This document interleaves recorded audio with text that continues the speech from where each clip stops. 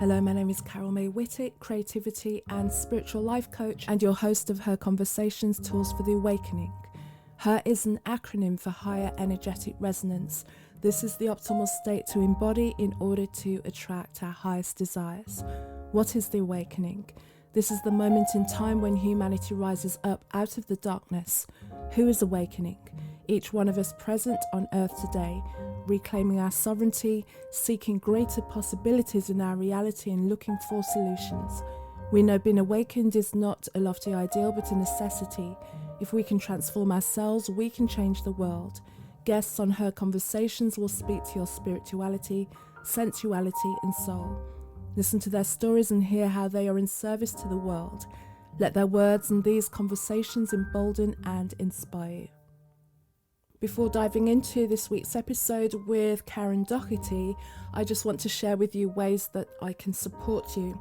Firstly, by tuning into Her Inspirations, which is the sister podcast to this title. Each episode, I explore with you a different aspect of our spiritual and creative journeys. And at the moment, I am running through a series that explores the things that have inspired me throughout my life. These are books, artworks, songs, quotations. And if you choose to join the mailing list, you'll receive emails with additional teaching points and resources for you to explore deeper on your own personal journey. And if you're someone who's always wanted to be heard, if you want to empower and develop your voice, my course, Your Awakened Voice, is especially for you. This course uses my holistic approach, acknowledging the intricate connection between your physical body, mind, and spirit. This is great for you if you're ready to launch your own podcast, get more vocal on social media or online, step into public speaking, or simply just showing up and being more vocal in your life. For those who are ready to enter into a more intimate container with me, if you know that there's a purpose to your life, my purpose is here to support you. And in particular, I'm working with women over 40. I'm helping you to trust your intuition, rediscover your innate creativity, and use the decades of wisdom that you have to design your purposeful life. All the links to this and more are in the show notes.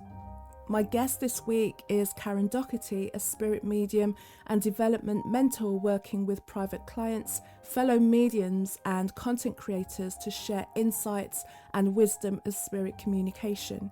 Her gift was inherited through generations of psychics and mediums and is delivered to international audiences in the UK and the US and from Asia to Australia. During our conversation, Karen talks about discovering her gifts in early life, why people have a fear of spirit, and how to increase our psychic ability, and also talks about the times when she's been amazed at the messages she's received. So as always, I begin by asking my guest, HER is an acronym for Higher Energetic Resonance. When do you feel that higher energetic resonance?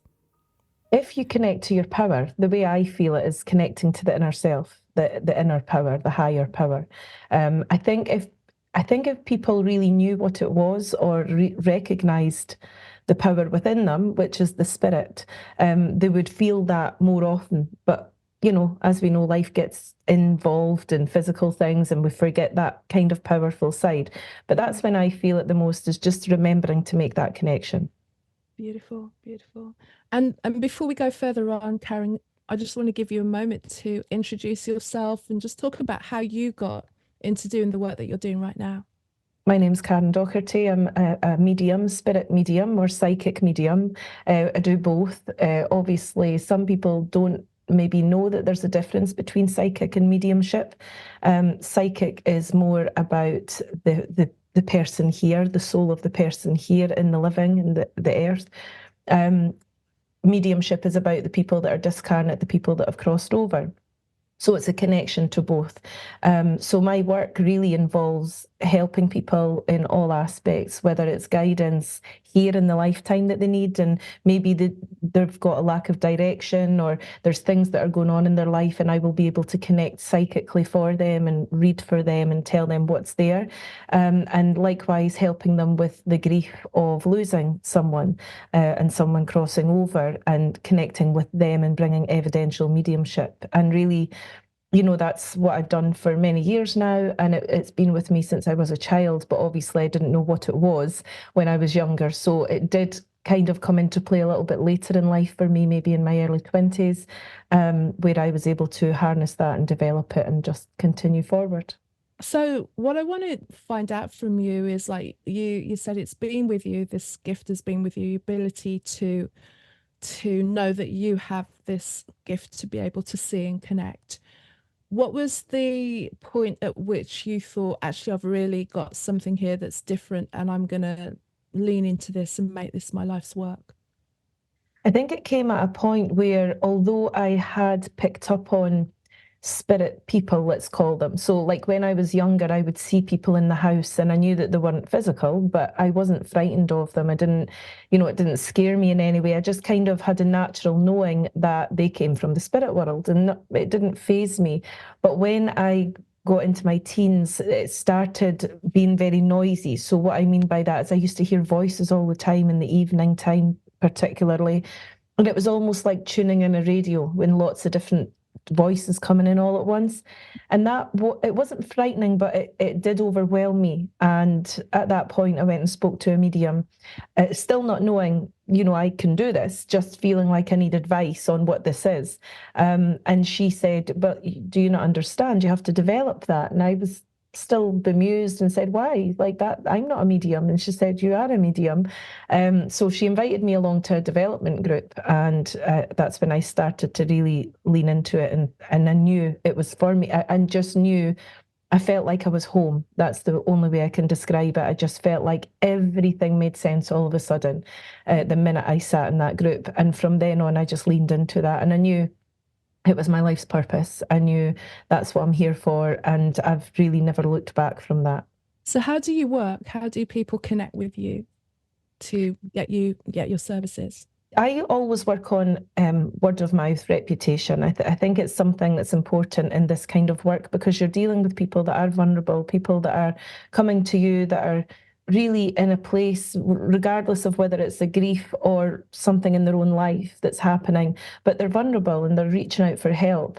So I tend to trust spirit to bring people to me, if I can put it that way. But they connect with me obviously through my website, where it details all of my work. It details what I do, what my ethics are, principles, morals. All of that is very important to me. Again, particularly because there's a lot out there now, and social media, and you can find this kind of work anywhere, but it's whether it's reputable, it's whether it's genuine. And so I like to have all that detailed on my website at KarenDocherty.com, and everything's on there. I want to speak to more about that connection. When I talk about the work that I do in the creativity and the connection between creativity and spirituality, I always say that creativity is spirituality, because for me, that was my way of truly understanding that connection. But for those people who have not yet learned to trust it, because it's there for us all, really, learn to really identify it, learn to really trust it, what are some of the things that they can maybe look for, or what could they start to use in your mind as evidence of the fact that this is something that is there and available to them, and nothing to fear also? Yeah, I think fear is a big part of it. And I think it's because people automatically associate paranormal work with a fear. And, it's not paranormal, it's not supernatural, it's a natural thing. Everyone, like you say, has that connection, because we do come from the spirit world here. We're born into the physical life, but our higher self is our spirit that's always connected to the other world. So I think if people know that, or at least have that knowledge, then they can start to look into ways to make that connection. And that's not easy. And, it's not an easy thing. And one of the biggest ways is meditation. People talk about meditation, and I'm not fabulous at meditating because I have a busy mind, and it takes time to switch that off, but you do learn with practice, and you learn that skill. But meditation can be like taking a walk. It doesn't have to be sitting in a dark room, and sitting there for an hour trying to meditate and switch off. It sometimes just can't work like that. So taking a walk in nature, speaking to your higher self, meaning, going through things in your mind, but also speaking out loud in your mind, and then asking your guide, your helpers to step in to help you with that connection. All of these things can enhance, what you're trying to do. But the biggest thing I think is trust. People don't trust that it's them. Like it's the same as having a decision to make, and you think, well, I know I should do X, Y, and Z, but maybe I should do that because that other person wants me to do that. And you follow what the other person might want or need, or what you think you want or need at the time. And then when it comes back around, you do think, I should have listened. I knew that inner voice, that's the part that people need to connect with on a higher level, because that is the part that will carry you forward in life, and it is your spirit. It'll never lead you in the wrong direction. So like I say, meditation, looking out for that, the words that will come in, the thoughts that will come in, and trust that they are from that place. Mm-hmm. And in your own life, has there been an instance where something really like you had a knowing, a download, I don't know what terminology you use for what you see, that was, you really had to go out on a limb with the trust? Sometimes you get something and it's really strong in terms of the direction you should go, or a decision or something that you should do. And it's so opposite everything that's around you that it requires such a massive leap of faith. But then it transforms you. Did you have any of those? Yeah, I did. In the early start to my development, there was times where I was faced with following the road that was apparently laid out in front of me, work-wise, let's say, to do with my mediumship. And everyone, like mentors, teachers that I had spoken with, they were like, yeah, that's, you should go that way. And it didn't sit with me. And it was almost to a point where I had spoken to my father about it. He's, very supportive of my work. And I'd said to him, I just can't. I don't feel I should go down that road. It just doesn't feel right. And I could not settle with it. And he said to me, that's not like you, you're normally quite accommodating, and you'll make it work, whatever it is, even if there's an issue or a problem. And I said, I know, but I just can't. There's no part of me that feels that's right. So anyway, I went the way that I felt I should go, and I haven't regretted it at all. It's been eye-opening. It's been hard. It's been quite a lonely path when you walk away from maybe the crowd that are doing one thing and you're having to do something on your own. It's quite daunting, but I've never looked back. I've always known it was the right thing to do. And there was another instance, just to let you see that even as a medium, there's times I don't trust it, because we are human as well. And I remember being in my car traveling to a friend's house, and all the way there, all on the journey, which took about an hour, this thought kept popping into my head about, what would I do if I crashed the car? What would I do if I was trapped in a car? And I kept throwing the thoughts away and saying, why are you thinking that? That's crazy thinking like that. That's negative. Don't think like that. And I kept throwing it away. Well, anyway, I got to my friends, came home, and on the way home, the car went into a full-on skid, and I was trapped in the car, exactly the way it played out in my mind. And when it happened, I felt calm. I just felt, you knew this was going to happen, so just brace yourself and it'll be okay. And I was all right. I walked away from it very luckily. But after it, I thought, Karen, why did you not listen? Why did you not listen? You knew, you were being told. So there are times where you will go against it, regardless of how enlightened you are to this whole thing. But there are times, obviously, that you should always try to listen, and it does improve your life, even if temporarily it feels a bit frightening or overwhelming. It will improve. I can attest to that on so many levels, like following something that I was shown and it kind of turning out in a way that I didn't expect, and then also not following something and then paying the price. But I think like I can say in my own experience, that's how I learned. It's like you know, like say, it's like, actually you knew this, you were being told, and you just, And that's the lessons we have to learn, isn't it? Like you say, I mean, there's a learning experience in everything. Nothing's wasted, and even if you do make a wrong choice or a wrong turn in the road, there's no judgment for it. It's just really, right, what did I learn? And pick yourself up and move forward.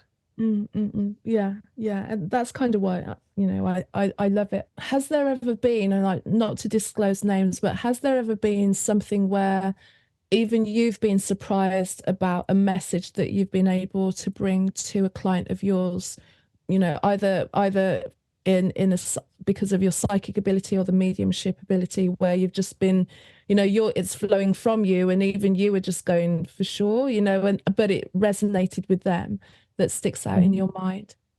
I mean, there are a few over the years, but one in particular that will never really leave me was it was when I used to go around people's houses and do readings when I was first starting out, and I always used to say I'll only read 4 people as a maximum because I knew it's an energy work, so you have to take care of your energy. So anyway, I'd read for the 4 ladies that were in this house, and then she came, the host, she came to me and said, "My friend's just turned up. Would you read for her as well?" And I said, "I really can't, I really limit it to 4." She went, "Please, like, she's really desperate." And I said, "Okay." So she came in and she sat down and I just started to read for her. And I'd said to her, "I have a man here and he passed away with a heart attack." I gave the name of his wife, or who I felt was his wife, his 2 children, 2 girls, said he was abroad when he passed away. And she was just looking at me like blank. And I thought, oh, maybe this isn't for her, and maybe you're too tired to do this now. And I said, "Oh, I'm sorry, do you not understand this?" And she said, "Yes, I do." And I gave her his name as well. And she said, "Yes, I do." She said, "But he just passed away this morning." And it's my friend's husband. And the man had passed away at 7 o'clock that morning, and this was about 7 o'clock at night. And he had passed on an aeroplane coming back from abroad, and the daughters, everything was so exact that it shocked me, because I was feeling like you can't go and tell this woman. I said to the lady, "You can't tell her at this moment in time. Please don't go and tell her that this came through." Not because I didn't want her to know her husband was okay, but because that is a huge thing to hear when something like that's just happened. So I said, "Please use your discretion. You'll know when to tell her when the time is right, etc., etc." But it did shock me that it was so clear, so concise. He was just right there. And I think because a lot of mediums will say spirit don't communicate straight away, they don't come through straight away, there's got to be a time thing, that proved to me there and then that what I felt about that was right, because I had always said to teachers in the past, I don't really get that. I think if they're there, they can communicate. So it was a maybe not, but that proved it to me in that instant, that spirit come through straight away if they can. Not every spirit can do that, but if they can facilitate it through a medium, then it can happen.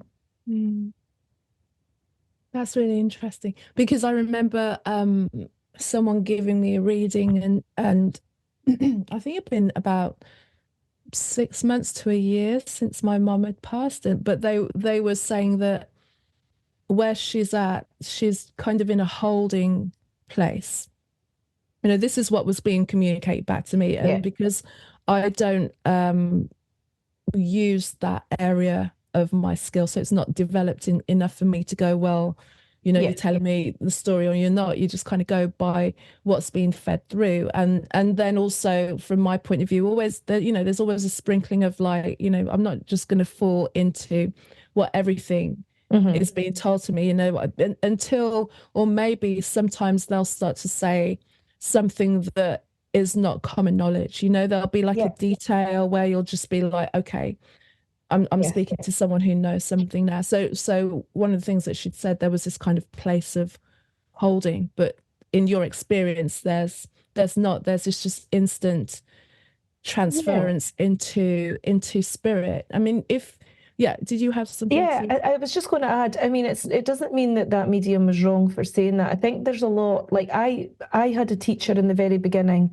to help me develop who was very like old school, right? So we know that we've made more progress with knowledge of spirit in years gone by, but my teacher was old school, and she told me that. She said it takes 2 years for spirit to communicate, and I said, well, that can't make sense to me, like I don't understand that. So it just didn't sit with me. It was just something that I didn't feel was correct.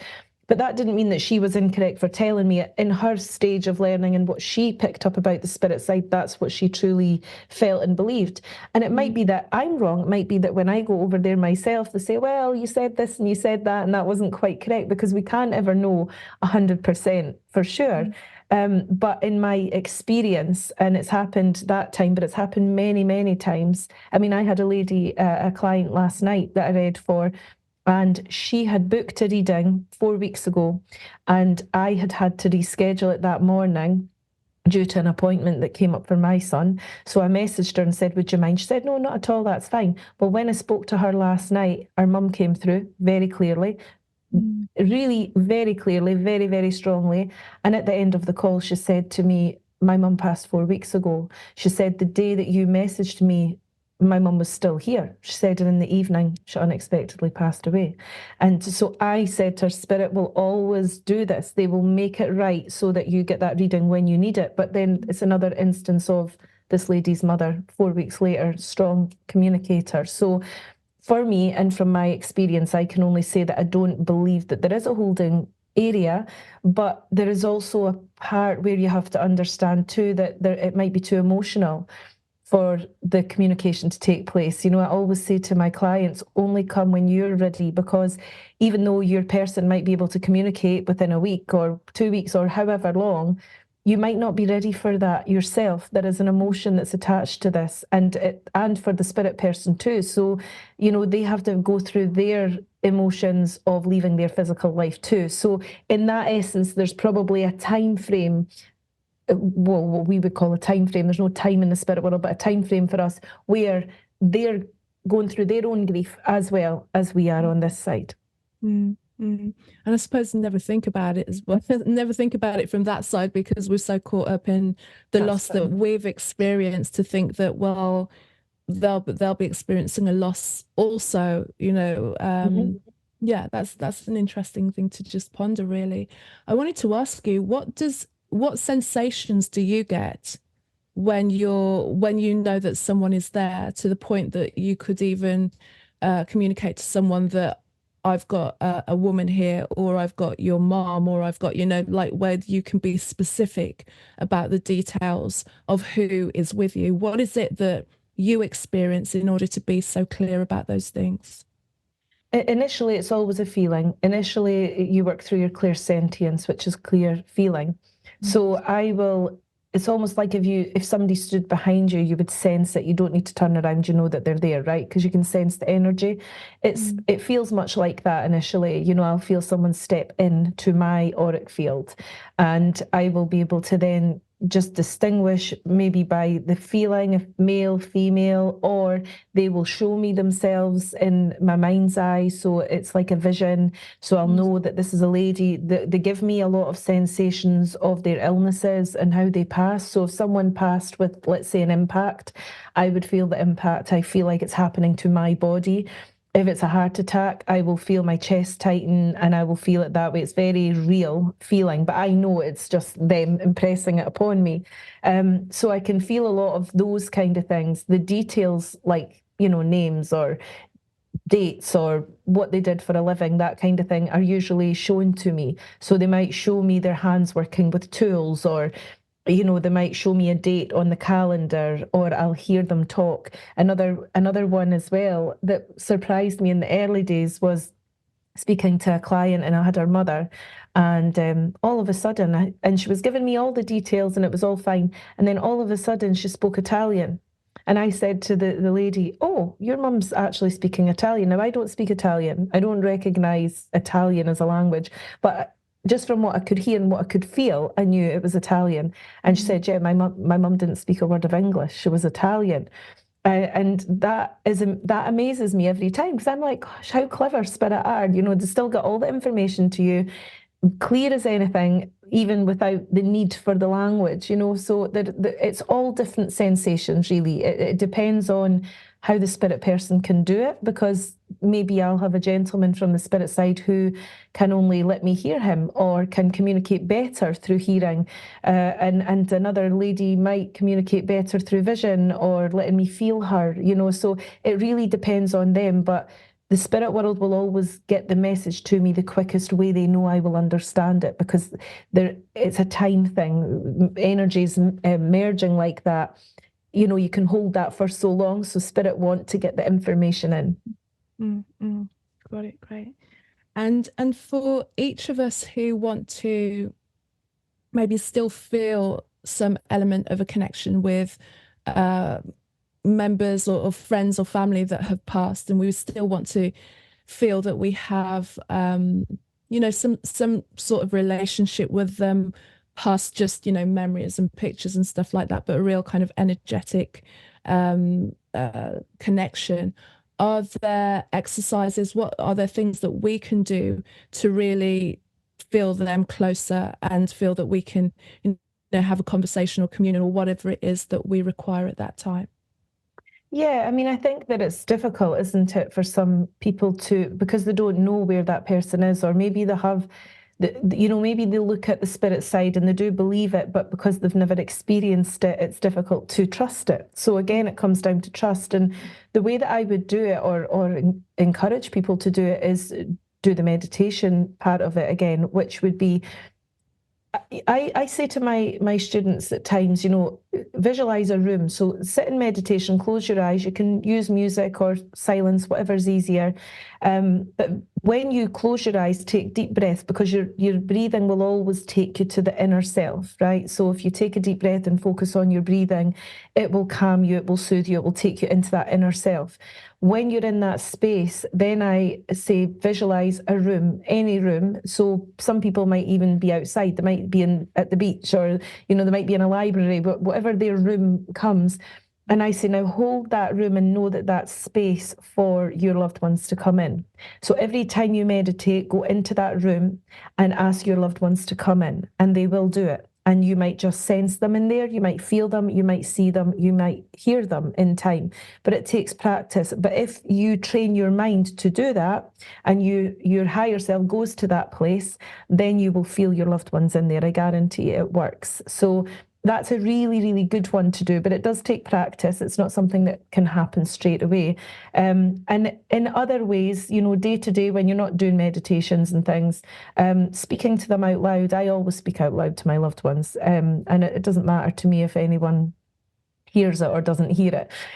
But I just encourage that conversation, because your loved ones are listening, and they are there. They are not far away. They walk among us all the time. They are not far away, high up in the sky and miles away. They're beside you. So if you talk to them, you will get the sensation that someone is there. You'll get the sensation that they are listening. Obviously, it's hard for spirit to make things physical.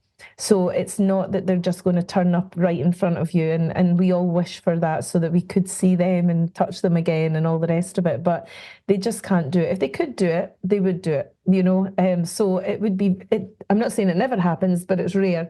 So in the meantime, keep talking to them, ask them to step in. Don't be frightened to do that, because I think that, again, people are frightened that, their mum stands in front of them or turns up or gives them a fright. It won't happen like that. It's very, very subtle. So it's just learning, I suppose, to pick up on the subtleties of sensations. And the way that you'll do that is by elevating your own senses. And the way that you do that is by meditation. Gorgeous. There were there's a couple of questions I wanted to ask you, actually. Let me start here. I'm just recalling back to you as well. When after my mum passed as well, there were things that I noticed for a few months, and because she lived in the Midlands, so I was up in the Midlands, and when I came back to London, one of the things that I was very much aware of, because this was in August, is everything just seemed really bright. Where I lived, there were lots of flowers. She was always into roses and things like that. But everything just seemed so saturated, like you have a filter on pictures, and everything just seemed like the roses seemed pinker. Everything just seemed super, super rich, overly saturated. But one of the things that I noticed a lot of for a few months, until I was just like, okay, whoa, let's slow down on this, is my father passed when I was a little girl, and I always used to think of him when I saw butterflies. And sometimes it'd be in the time of year where you think are the butterflies around now, you know, and oftentimes if there was something happening, I'd see a butterfly, not necessarily always flying around. But after that period of time as well, when I was still trying to process that whole situation, I'd gone on holiday in Croatia, and a really, I don't know the kind of butterfly it was, came and like kind of sat where we were for ages and just wouldn't go. And I was just transfixed by this butterfly, and I actually took a picture of it.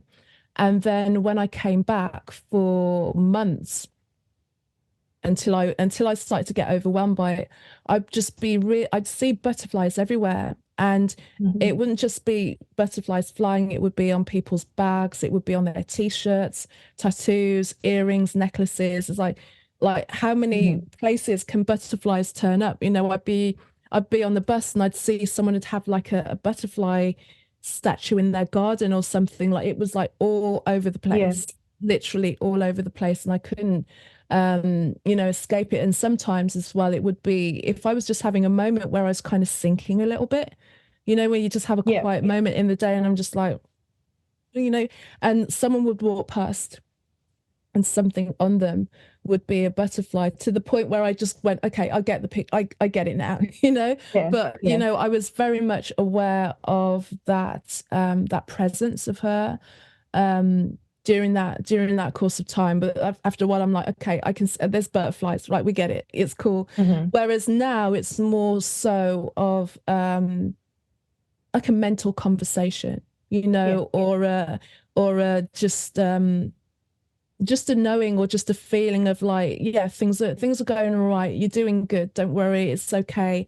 And especially with things that I'm moving into in work, I've really had recently a sense of pride and approval coming from both of them, you know, just like almost like standing there just going like, yeah, finally pulled your figure out, you know, and you're doing that thing, and it's this kind of unexplainable confidence, that knowing of just like they've got my back, you know, and this is right, and it's all good. So being able to do that and acknowledge that really brings so much peace to me, and that I hope it. that I can trust in it. I mean, I've never lacked trust in my intuition and spirituality, but feeling that presence of my parents more so, even so to the point when my mom was alive, she was very unwell for a lot of the time.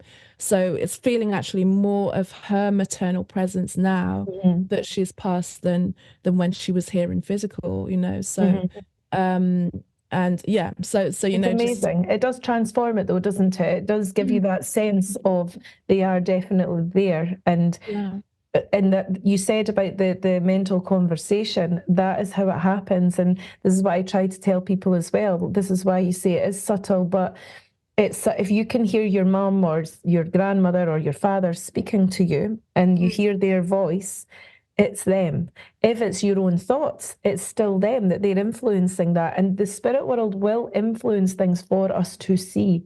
You know, like you say about the butterflies, that is an influence coming from them, for you to notice these things, for them to be in your vision, so that you associate that connection. And they will. And there's other, I mean, I remember when my mum passed away, we were going to, my mum loved Barry Manilow, and we had bought her tickets a couple of years before she passed, and she loved it. We took her and she absolutely loved it. So a few months before when she was ill, we bought her tickets for Christmas and said, Mum, we've bought you more tickets. And we kind of hoped it would, you know, kind of gear up a little bit and, you know, keep hanging on for this. Anyway, she passed in the February. The concert was in the June.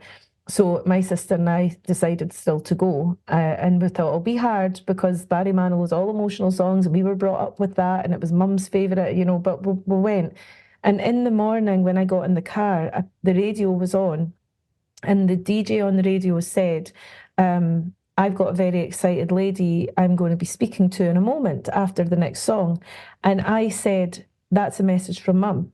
This is a message from Mum.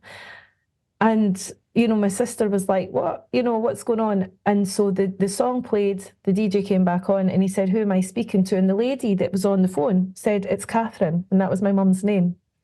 And he said, and why are you so excited? And she said, because I'm going to see Barry Manilow today with my two daughters.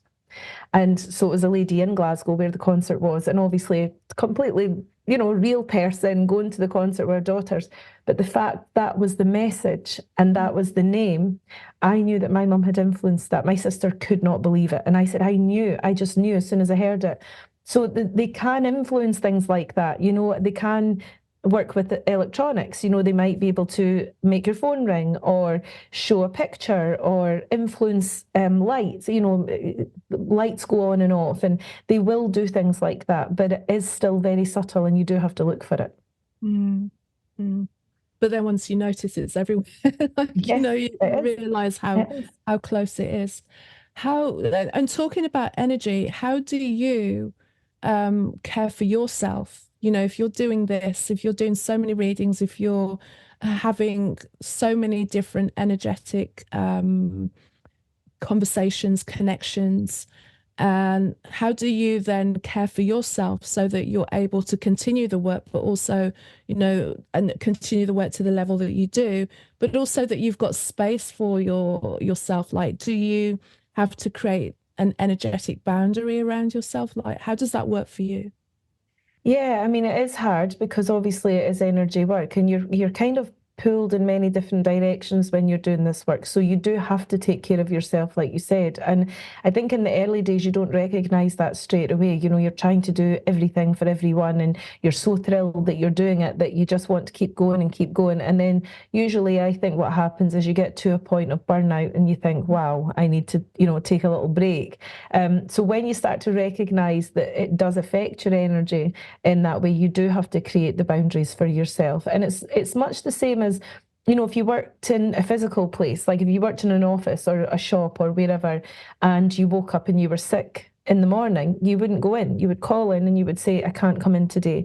It's the same thing for energy. You've got to have the energy to do your work, but because it's only energy, you tend to push yourself through it. Oh, just find the energy somewhere, just push, but you'll end up really exhausting yourself. So for me, aside of my work, when I'm not doing my work, the easiest way to ground yourself, as people call it, is just to be in your own life, meaning watch TV, put something on in the background, listen to music, speak to the kids, go to the shops. It's all the day-to-day human stuff is what grounds me. And when I'm in that energy, I'm definitely not looking to connect with other people's energy or spirit or anything. I'm just kind of in my own place. But when I am working, I do have to say, right, there's only a certain amount of work I can do. Like I'm going away to the States to work in May, so I know that it's full on when I go there. 2 weeks solid, full on work every single day. So I know when I come back, I'm going to need at least 2 weeks to 3 weeks to recover from that and not do any readings. And you do have to balance it like that, because if you didn't, your work would suffer. You wouldn't have the same quality of work. Well, for me anyway, I can only speak for myself. I would know that I couldn't give my best, so I wouldn't want to do that. So creating that kind of boundary and saying, right, I need a day off, or I need this, or I need that, or I've done enough readings for this week, I'm not adding another one on, that kind of thing is what needs to be put in place. Beautiful, thank you.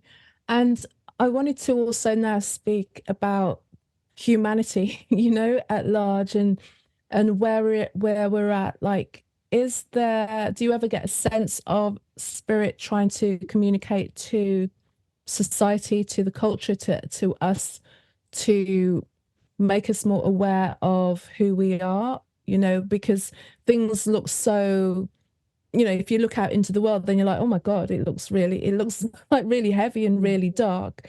I personally believe that we're at a crux point that can go into something really beautiful, and we just need to kind of be shown where it could go in order to awaken, and whoever and chooses to kind of be part of that or to lead that, or whichever way that's going to work. But that's my feeling, that's my thought, as much as the conversations that I have with myself. I'm like, how much further can we go with the things that we're going? We're not going to go into the dark ages, surely not.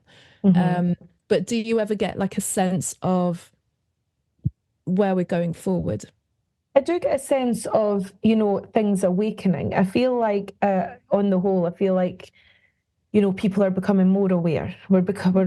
People as a collective are looking for something else. They're tending to come away from the old narratives. They're tending to look for new things and understand that they are energy and that they can create that energy. And I think because of the amount of media that's out there now and people talking about this, like it's reaching all across the world now, whereas 10 years ago, 20 years ago, it wasn't quite the same. So I do think that spirit have influenced that. I do believe that I had a teacher, Mavis Patilla, who was a wonderful, wonderful medium. Like, she was known all across the world. And she used to say it's a droplet from God. If, people had technology or people influenced something with technology or people could get the message through technology. And she used to say these were droplets of God, these little ideas, but in essence, it's to reach the majority of people. And I thought that was a really nice way to put it. But that collective energy of that is seeming to be going in the right direction in part. I'm not sure whether, I'm not sure what will happen, only because you still have the human mind, you still have the free will, you still have the greed in the world and the wars and all of that. I don't know what happens there, but all I do know is that spirit will continue to try to bring light. They will try to bring the light. They'll keep bringing the light. They'll keep bringing the awareness. And if people start to listen, then there definitely can be a surge forward with that. Mm-hmm. Yeah. I mean, you can't stay ignoring it for too long, I think, anyway. And it's interesting because I can have a conversation about what I do and my perspective on spirituality and all of those things with more people now. Just even if they don't fully want to be part of it or don't fully understand where I'm from, but it's like that curiosity is there now.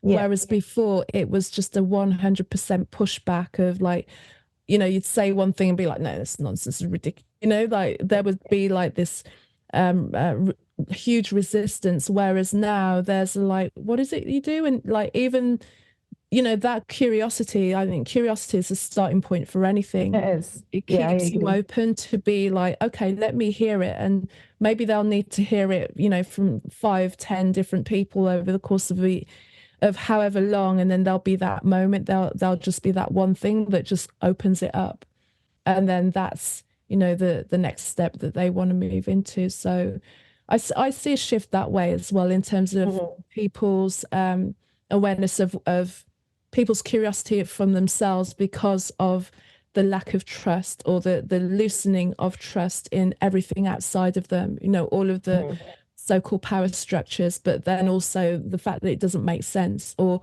asking, hang on a minute, like, why am I born?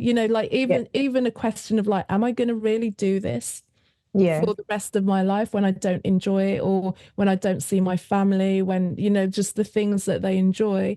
And when it comes to things like wars and all of those atrocities that are happening in the world, is that our focus is being so led to see them that we make it so much bigger in our mind.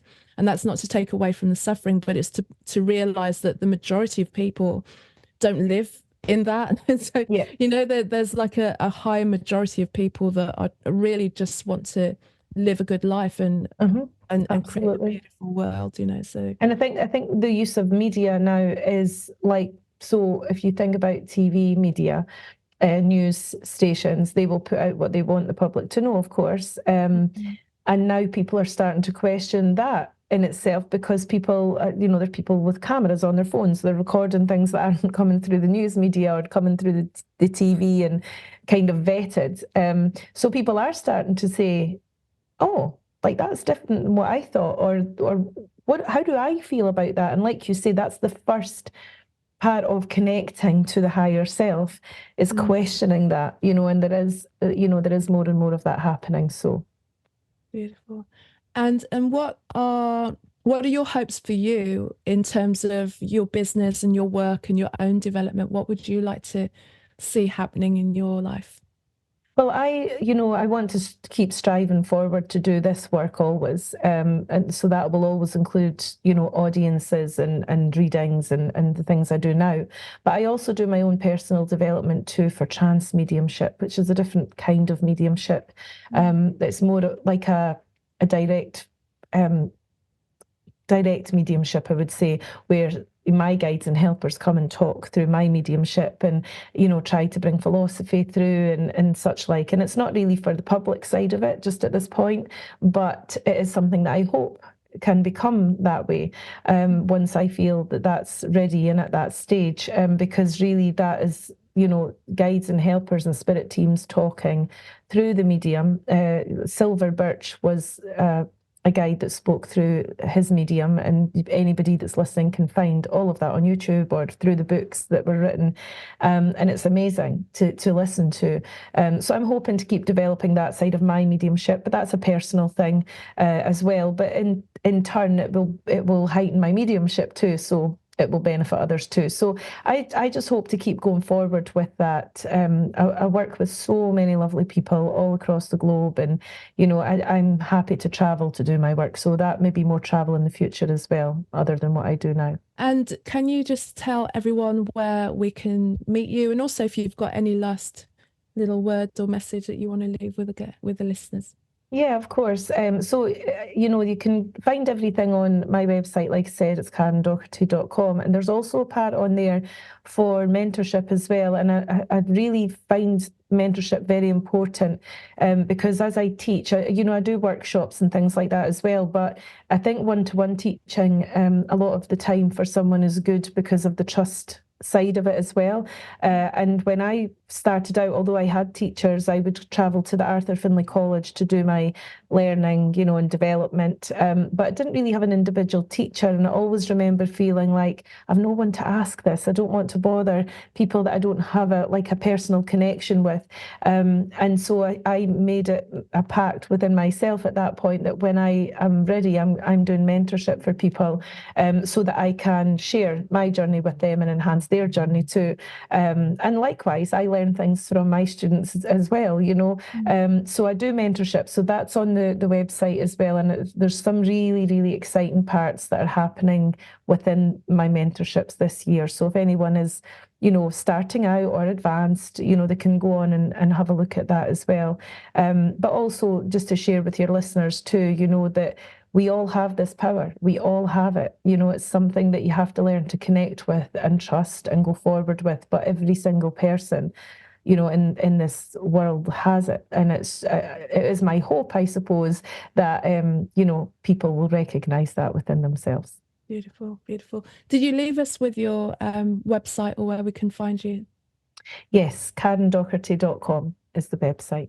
Thank you so much, Karen, for sharing your wisdom with me today and the listeners as well. It's a fascinating topic that I'm so glad that we're opening up now to the fact that this is available to us, and gifted people like yourself can help guide us to that. Thank you. Me too. Thanks for having me. Thanks so much. No worries. Thank you so much, Karen, for sharing your story with me, and thank you for listening. I'm encouraging you listeners, you faithful listeners, if you're enjoying her conversations, to please leave a review down below. This helps spread the word of higher energetic resonance, inspirations and conversations, and grows the community. And also, if you know of anyone who would benefit from hearing this conversation with Karen, please feel free to share it to them. You can find out more about me on my website. That's carolmaywhittick.com, carolmaywhittick.com. Find me on LinkedIn or Facebook, Carol May Whittick, and Kazmic, Cazmick, on Instagram. Until the next episode, take care of yourself. Appreciate you listening. Thank you.